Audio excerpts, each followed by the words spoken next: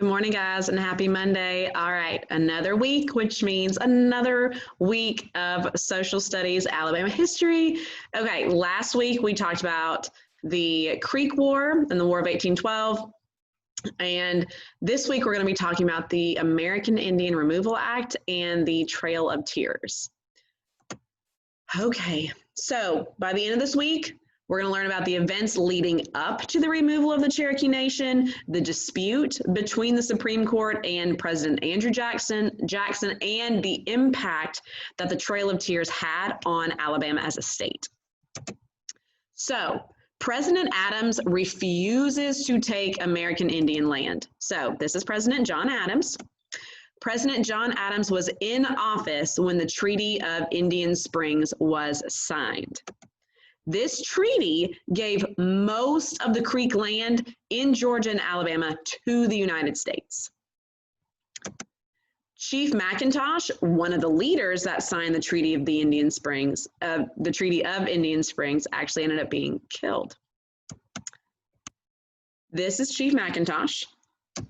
John Adams found out that the natives did not even want to sign the treaty, because you got to think about it. Remember, we've talked about how when the explorers came over from Europe and Britain and Spain, France, that they came over thinking that they were claiming and finding this new land. But we talked about how the Indians and the Native Americans were here already. They were already living here. There were several different tribes that were living all across the southern United States when they came here and discovered all this land. So do you think that the Native Americans really wanted to sign over the land that they had worked so hard for and so hard on to give it to someone else?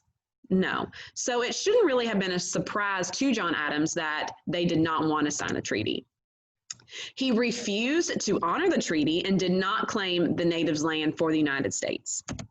It wasn't until about 7 years later, when John Adams was no longer the president, that the United States decided to claim all of the Creek land in Alabama. So even though John Adams decided not to honor that and not to take the Creek land when he was out of the office, no longer president, they decided that they were going to do it anyway.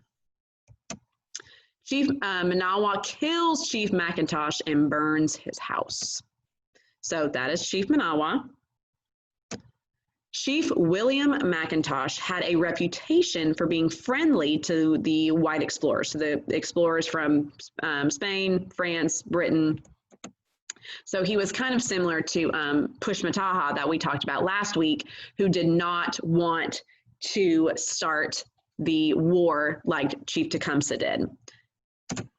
He fought alongside Andrew Jackson's men at the Battle of Horseshoe Bend during the Creek War in 1814. And he fought against Chief Manawa. So very similar situation to Tecumseh and Pushmataha that were against each other. Chief McIntosh and Chief Manawa also against each other on separate sides of the fight. So 11 years later, he was one of the Creek leaders who signed treaties giving up millions of acres of Creek land to the white settlers. Not hundreds, not tens, millions of land to the white settlers. And you would think, being a Native American himself, that he would want to be proud of that land and not give it up, but that was not the case. There was a snag, though. The snag was that the tribal councils had met a year earlier, and they decided to put to death anyone who sold native lands, which is understandable, right? Because it's almost as you're kind of being a traitor. You're one of us. You farmed these lands with us. You hunted these lands. You've raised these lands, and now you just want to give it to somebody else? So they thought that that should be punishable by death. McIntosh gave away the native lands. He had to die. Manawa was chosen to carry out the sentence.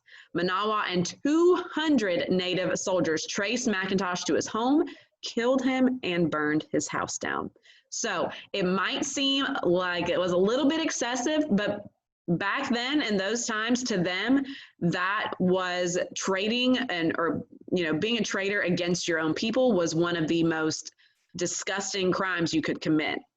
So to them, being sentenced to death was reasonable. Okay, so that is it for today. Tomorrow, we're going to dig deeper into this, the American Indian Removal Act and the Trail of Tears. We have only begun to scratch the surface. So come back tomorrow for more. Make sure you're checking your folders for any work